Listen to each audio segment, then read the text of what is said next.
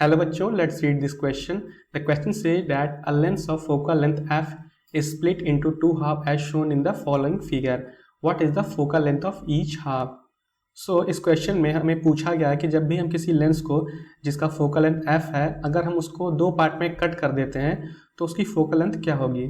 सो पहले हम क्वेश्चन का की कंसेप्ट समझ लेते हैं. That is key concept of our question is that is focal length of cutting lens, focal length of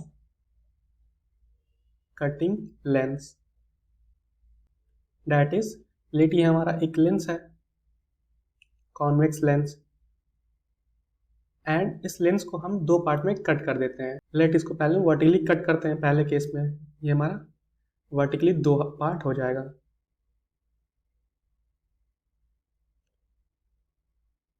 ये हमारा दो पार्ट है वर्टिकली कट करने के बाद. ये हमारा बाई कॉन्वेक्स लेंस था,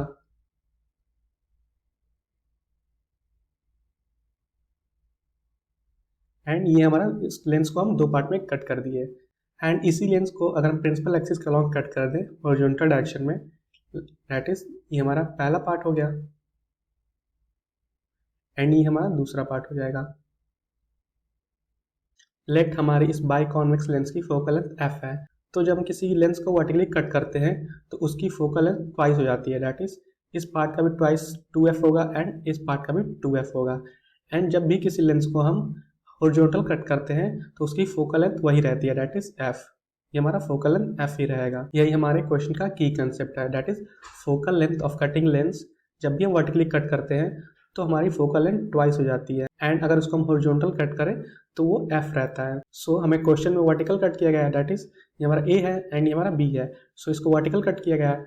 तो अगर इसकी हम फोकल लेंथ f माने, दैट इज पार्ट a की, तो जो हमारा पार्ट b में दिया गया है लेंस, इसकी फोकल लेंथ हमारी ट्वाइस ऑफ f हो जाएगी.